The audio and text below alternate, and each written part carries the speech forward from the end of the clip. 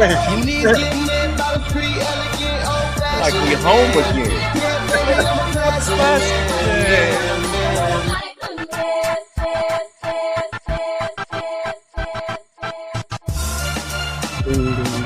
University of Man. University of Man. Wow. What's up, man? Welcome to University of Man, where you got two Christian brothers talking about manhood from a Christian perspective. My man, the guru of the financial world, Mr. Ivery L. Lewis. Hey, man, you look like half the man you used to be. You know not what you speak of, sir. Great day to be amazing, man. It is what it is. Amazing. Yes, Having a lot of fun over here, man. How about you, Mr. Fred Abernathy, representing with the Chicago Bears jersey on? I see you, big dude. What you got to understand is, man, I'm not buying no more jerseys. I'm not buying no more jerseys with other people's name on it. These cats don't stay in the team for 3 days, and these jerseys cost like $185. Yeah, this one still stay Fields because God dog it for $185. I should be able to wear this jersey for 10 years. So I'm just saying. I heard you could have got a Caleb Williams. I could, and that's great. But or Sanders or something like that. I'm only the next jersey I get is going to either say Walter Payton or Abernathy on the back. I'm not buying no more laundry, bro. So, but that's what's up, man. Listen, it's been a while, folks. Welcome back. If you've been following us, keeping up with us, we appreciate you. Appreciate you, man. Like, share, subscribe, tell a friend. University of Man, we're here. And brother, I don't know if you really wanted me to come up with this topic, but whoa. I got something for you. Okay, because I got it. I'm ready. Because I really think I did this to you just to kind of surprise you, but because I'm ready. I know you're ready. I know. But I want to go and see. Just work with me. I got a video for you. There we go. All right. So here we go with the video. I know. We always put the video out that makes me like go into a dark place. This is good. I can't hear him. I know. All right. To what you're supposed to do. If you have the urge to smoke or damage your lungs, it's because your voice is made to worship. The enemy's trying to silence you. That was meant to praise. Whoa. If you have crippling self-doubt or insecurity, it's because you're meant to lead and inspire. If you weren't dangerous to darkness, it wouldn't try to mute your confidence. Yeah. If you have constant distraction and procrastination, it's because you carry strategy, vision, and ideas from heaven. The enemy delays you because he can't stop you. Only you can. Okay. If you have an addiction to lust or pornography, it's because you carry a deep capacity for intimacy, covenant, and healing. Perverting love is how Satan prevents true restoration.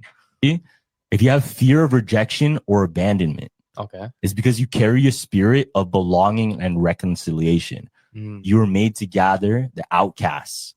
So he tries to make you feel like one. If you have an obsession with appearance or body image, it's because you're meant to reflect God's glory, not the world's standards. So he's going to try to get you to hate your image. If you're drawn to witchcraft, astrology, you have a prophetic gift meant for God's kingdom. The enemy counterfeits your gift to keep you out of alignment. If you struggle with overspending or greed, it's because you're meant to be a kingdom financer. So he wants to keep you broke so you can never bless others. To me, man. Let's go. Talk to me now. Listen, it was a lot of stuff there, but I thought I'd throw it out there because the video it blessed me. It talked to me in a whole lot of different ways, and what'd you get out of it? I actually seen that on IG, and if I'm being really transparent, I really scrolled past it after I watched it. I did. Because it's hard for me to just go off a generalization. And I believe, not that anything that he said it may not be true. It could be very true for some. But I had to be realistic with myself. Like, what God has for me and the calling that He has on my life, I know the distractions. I know, you know, where I come from, and even the people who know me, like my fiance, my daughters, when I'm like, okay, I'm about to do something, I'm literally about to do it right now. Like, let's do it right now. Because if we don't do it right now, something else gonna happen and blah blah. Like time is very valuable. So I don't know, man. Like I've never been into psychics. I've never been into, I don't even really, to be really honest, I don't really like to be prophesied to. Mm. And here's the reason, because a lot of people hold a lot of weight to prophecies and they may be true, but you can disqualify yourself for a prophecy. So somebody can prophesy to you that God's going to do X, Y, and Z for you. But if you're not living up to what the qualifications are to receive that prophecy, Sure. you can forfeit it.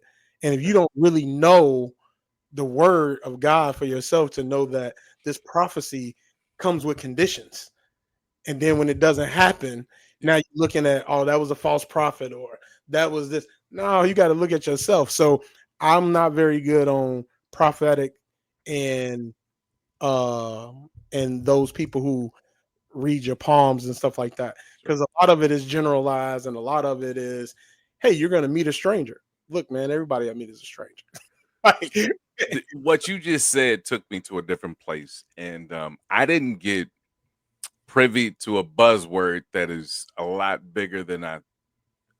Listen, there are people that have these types of problems, and I don't want to belittle that, but I didn't understand what depression was, because if you didn't get up and go to work when I was growing up, you didn't get paid.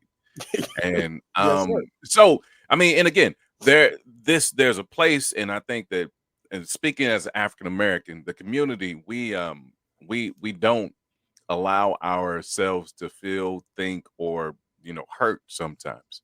We just continue to keep moving and keep going on. And I think in many cases that's been one of our strengths. But there's also a place in a case where there's a lot of people are doing self-diagnosis or self-diagnosing of different things that, like I said, there's a lot. So when you talked about that, you talked about the generalization, and you talked about someone putting something in your spirit that may not be for you, but it could be for somebody else, but it's not for you. And then you actually have what I call osmosis, and you're feeling it, and you're sort of like, well, I have that too, and I got that too, and maybe this is that, and vice versa, right? So, how can we unprejudicedly support, respect individuals that have these issues like pornography and other stuff like that, but also be in a position where, like, step up and do what you're supposed to do without um, hurting or degrading a certain demographic or group of people, but also saying, hey, you got to get to work, you got to do stuff. What I gather is like everybody, well, I won't say everybody in our community. There's a Okay. lot of us as Black men that have experienced some form of trauma. PTSD. PTSD, From man. the belt, from the People, guns, from the whatever. belt, the gunshots, the seeing people killed, the gang banging, the baby mama drama. There's some type of trauma that you've experienced in your life that, yeah, prayer is essential, but therapy is an added bonus to help you get through it. And a lot of times when we were growing up, the era was like, oh man, you pray God can bring you through anything. And that is absolutely true. God can bring you through it, but you want to be able to deal with it as well. And the Bible also says that you get instruction by hearing the word of God. And therapy is about hearing what somebody else is saying about the triggers and the trauma that you've experienced and how you may have different ways of dealing with it. So I'm definitely an advocate of especially African American males getting therapy. And because we grew up in an era where it wasn't always what we call a safe space to talk about our feelings. And the reason why I did the air quotes safe space is because where we come from, like, so what's the safe space? What are you talking about? We don't Sure. need no safe space. And these are tag words that's thrown around, safe space and things of that nature, and being able to be vulnerable. All those things are triggering words, especially for African American males who grew up in an era where being a tough guy was there. But where my level of maturity is, isn't, I don't feel like vulnerability is a bad thing anymore. To me, it is a thermometer for the people who are in my circle. If I can't be open and honest to you about the way I feel about something without you weaponizing that, that's great. Because if you weaponize it, it's a great sign that you don't supposed to be in my life, or it's a great sign that you weren't taught properly on how to deal with a man's ego. And what I'll say is, I know there's women out there that's like, oh, all these men and their ego. Yes, every real man has an ego, and they are very fragile. And a real woman knows how to handle it with care. That's all I got, bro. I'm just telling you, it is what it is. So, and I have 2 daughters. And we talk about this regularly. Like, so I'm supposed to cater to his ego. I'm about to have these degrees. Ooh. And I'm like, nope, you ain't got to cater to his ego. Just be okay with being alone. And if you're okay with that, then be okay with it. Like, I'm just telling you from a male perspective what it is that we need, or a man like me needs, to feel validated in my relationship. Not in the world. I'm validated in the world by how much money I make, by the titles that I get. But in my relationship, what I need to feel validated is, you do need to stroke my ego. I do need to hear that I'm the best. I do need to hear that I'm the greatest. I do need to hear, man, thank you for just the little things you do without me asking. Yep, I need that. And if you can't provide that, that's fine.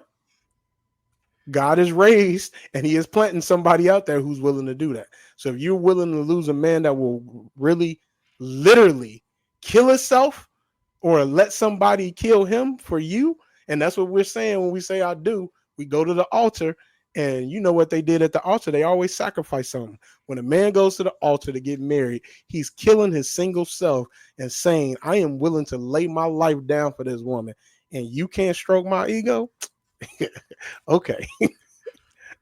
Oh man, you bringing up a whole lot of. So, um, boy, I'm gonna touch the third rail for a second. You know how women are. Let me rephrase that. When we speak about amazing women, and they have been raised, or they have a thought process of, I'm not going to be submissive to my husband because I think that I should have that whatever it is, right? And I believe you are just like me. I know you are. With the thought process of, listen, I may be the man, the head of the household, but you're my neck, you're my body, and you're supposed to help me make these decisions. But at the end of the day, God's given me the capacity to go and make the decision with us and or for us. So, with that being said, submission, if you break it down, it's sub and mission, right? So if we're all about the same mission, I believe that's the true problem with what's going on. If we're all about the same mission, then we should all be good. But I think that we've had so many different missions or side missions that submission is hard, because I can't get with you to get to that mission. So I've realized that I can't make somebody else happy, especially if I can't make myself happy. So first things first, I have to make myself happy. And second, if I'm married to God first. That's my main mission. So you shouldn't have a problem having a submission to the main mission, which is God. And I don't expect you to make me happy. I expect you to do certain things that can help out and aid in that happiness. But every day waking up is my happiness. I have to make sure that I'm happy, because if I don't bring happiness to the table, how can I help you? Yes, sir. Thoughts? Yes, sir. Yes, sir. I got that from Will Smith, by the way. I just sort of changed it a little bit. He's like, I'm not gonna be happy based off of somebody else doing certain things to me. And I know he smacked the dude. It is what it is. But sometimes you can't throw the baby out with the water. You got to So, make sure some of the things he said you can still use. Thank you, Will Smith. Go ahead. hey, so in our society, people have triggering words, Sure. and that submissive word is very triggering for a lot of ladies that I've encountered.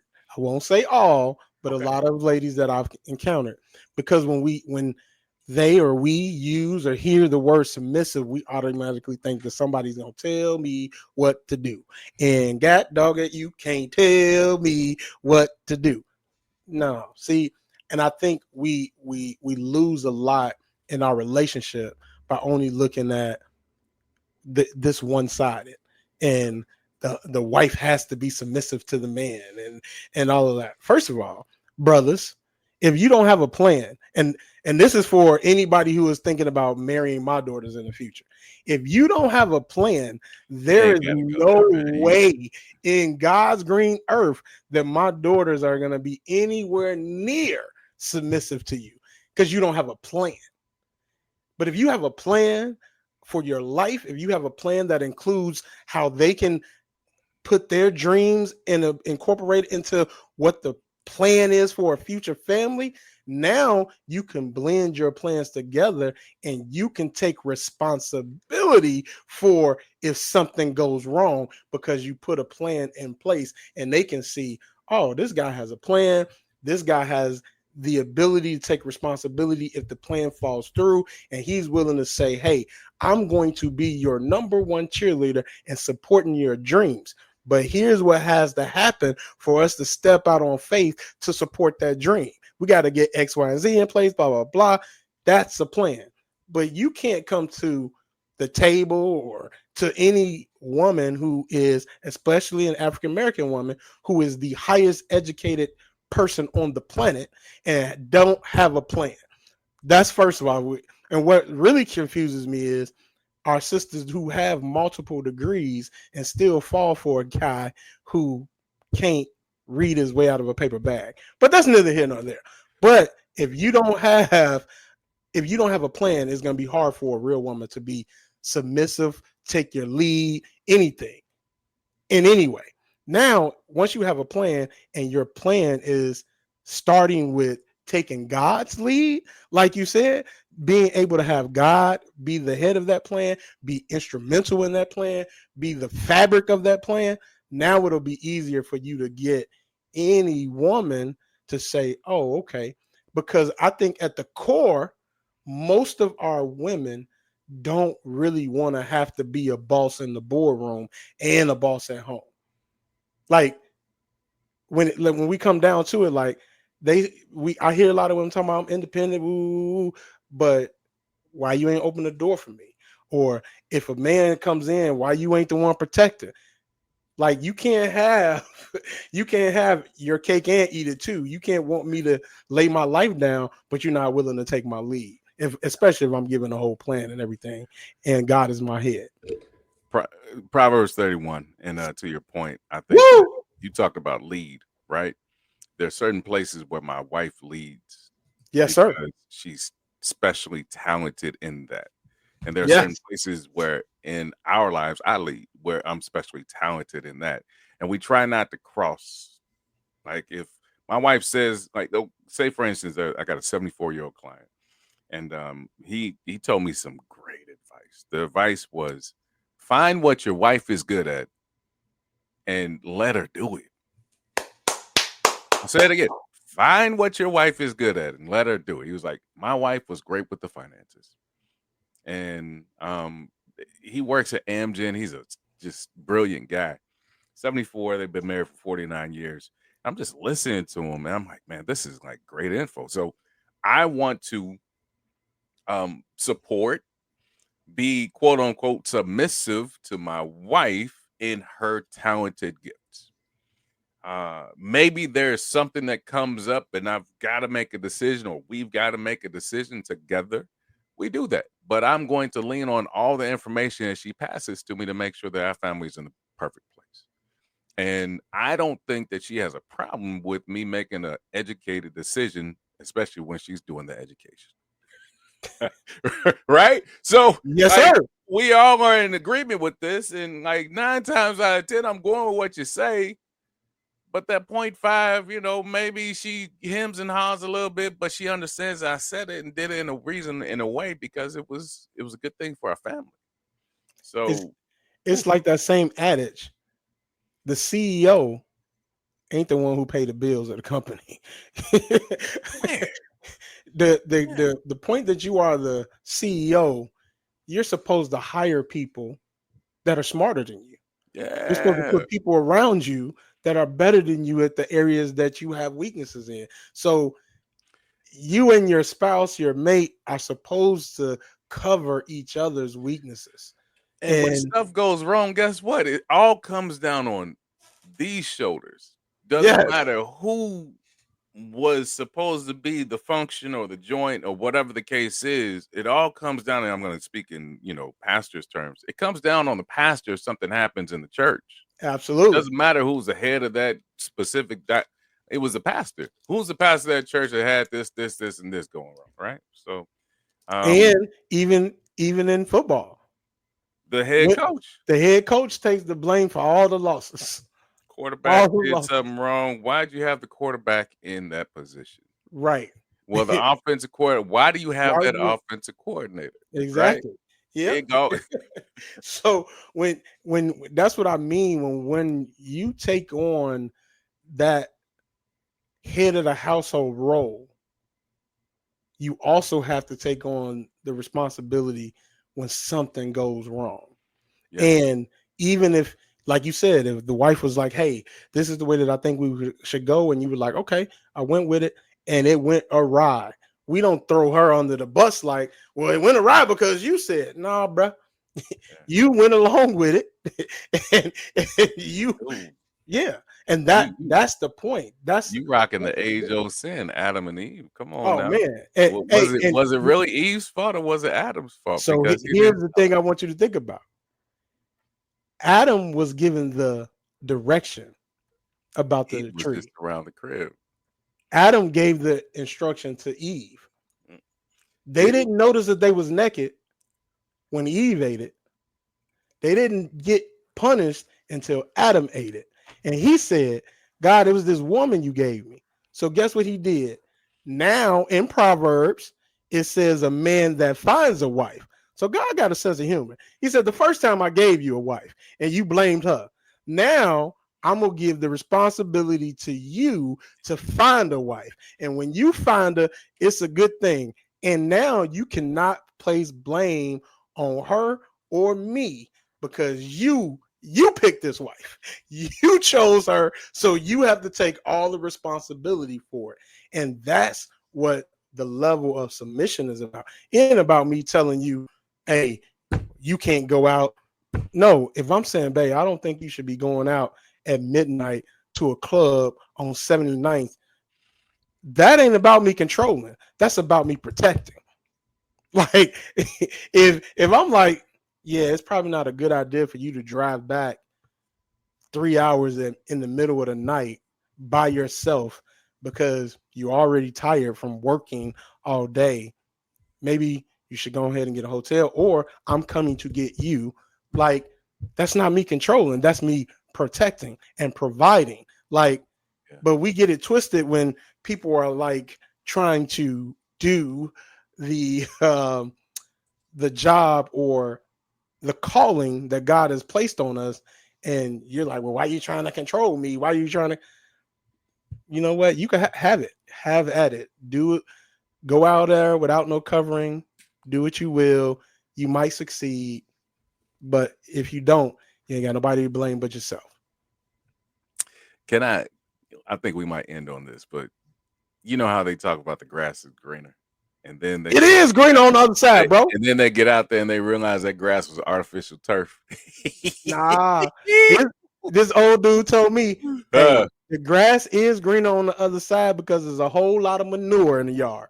Ooh, yeah, Well, he used the other term, yeah, but right. y'all know what manure is. He said, "Yeah, it's a whole lot in the yard." So yeah, it looked good. The grass looks good, but you're gonna step in a whole lot of. I'm a keep watering my grass. I'm just gonna keep it real. There it is. Right. I know what the issues are on my lawn over here. Right. Yep. I may got a weed that come up and I just cut over it. Yeah. I may need to get down there and scoop it out. We gonna get the root. We gonna get to the gonna get root the of root. it. Forget all just like the topical. We getting to the root of it. Get to the root of it, man. But Hey, wait. Did I tell you, man? what's that? I celebrated 18 years of being married this past. Booyah! Big dog. 18 years. Crazy. Hey, that's amazing. Hey, and shout out to Muhammad Majid and Eleanor Majid. Right. They just celebrated 23 years. 23. 23, bro. Hey, y'all are my marriage goals. Yes. Man. I was married before and I did do 20 years. So I guess I got some accolades in the game. Hey, but bro. this next one gonna be a lifetime. But I'm just saying, like, that's dope, bro. I'm happy for y'all. Because I remember when you I remember when I you was the last started one this. that's gonna get married. You already knew. Yeah, y'all go ahead and do that. And I remember when you first got married, everybody's like, man, when y'all gonna have kids? You was like, when you get married, you said 18 years ago. Is that 20? What is it, 11? 2007. 2007. Yeah. And you were saying you weren't gonna have kids in 2022. Yeah, I was like Summer Olympics 2018 or something. Yeah, there you go. Everybody kept asking, so I had some stock and ready because I was like, nope. Bruh, there's no way this woman is gonna wait. Yeah. But I do love the fact that y'all enjoyed your marriage. Yeah. Before having kids. Like, y'all enjoyed the time with each other, y'all got to grow together and all that, and then brought the kids along. That's dope. That's dope. Good for y'all. Good for y'all. I'm at the age now where my kids are leaving the nest and her kids are getting close to jumping out the nest. Yeah. So I'm looking forward to that empty nester. But I'm really digging the little guys though. They pretty dope. But you got 18 to 23 years is dope, right bro. there. Oh, the grays? Yeah. That's my sexy gray, baby. But no, listen, just trying to, as a man, when we talk about University of Men, how do we manage these? And here's what I want us to talk about next week. Okay. Different stages in our relationship. When as a man, you have to suck up your ego and allow your mate, your wife, your girlfriend, your significant other to do something that's important to her that will change the dynamics of your relationship. Okay. Because a lot of times brothers always like, oh man, I got the career. She needs to be supporting me.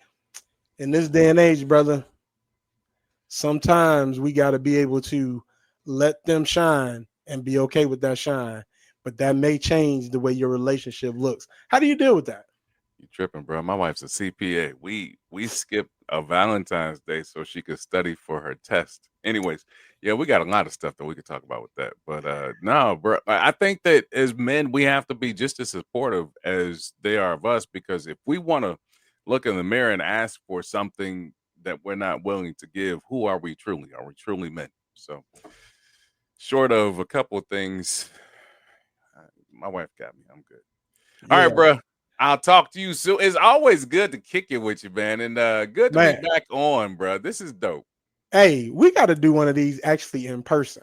So you know what? You got to come to Chicago. I got to come to LA. Told me I might be in Chicago soon. So yeah, we'll talk about it. We might do it live in like a place or something like that. Yeah, let's do that. All right, brother. All right. Peace. Let's go. On the side, what time it is? Hey. It's just something about this song. Tell you boy, thank you. I'm a classic. Hey, DJ Hurt, you the man. You can be mean when you look this clean. I'm a classic, yeah. Hey, when we do it live, we gonna have DJ Hurt on premise. I'm a classic, yeah. Go ahead. I'm about to do his thing. You need